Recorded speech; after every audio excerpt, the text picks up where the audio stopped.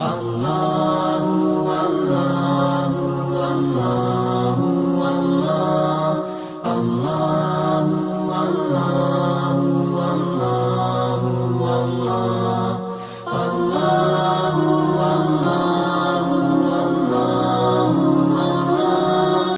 Assalamu alaikum. Hi everyone. Today we are going to see about Eidul Azha, which is the most important day of Islam, and it is very important for every Muslims. So now let us see about that day in detail. Eidul Azha means the holy day of sacrificing, and it has an ancient history. So now we should know about that history in briefly. And this history is related with Prophet Ibrahim alayhi salam, who was tested by Allah so many times. And this story also one of the tests of Allah to him. And that is when he was 90 years old, a son was born to him, who was later known as Ismail alayhi salam. Allah said to Ibrahim alayhi salam thrice by the way of dream to sacrifice his son for the sake of Allah. And therefore Ibrahim alayhi salam had determined to obey the commandments of Allah and arranged everything to sacrifice his son for the sake of Allah.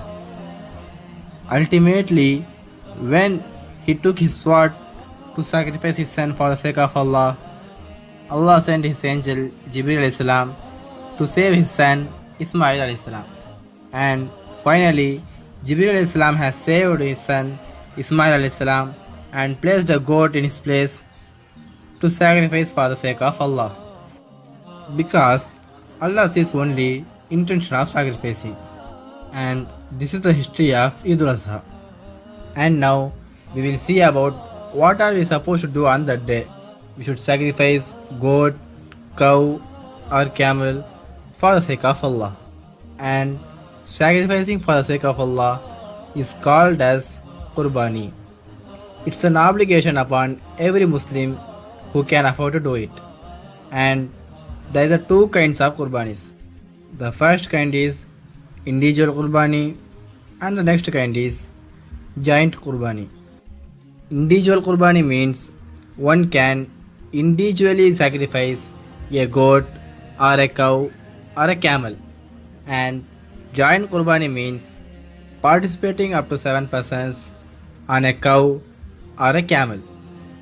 It is only permitted on cow and camel, not for sheep, and that animal must be healthy and free from all types of major illness. We should not give defected animals, and it should be done 10th or 11th or 12th Zulhaj. But there is a condition, and that is we should sacrifice these animals after we prayed Eid Salat, as well as there is no restriction for gender of these animals. We can give male gender of these animals or female gender of these animals. And finally, now I expect you have understood about Eidul Azha to some extent. May Allah bless us and you with the opportunity to sacrificing for the sake of Allah, and grant us all benefits of this day.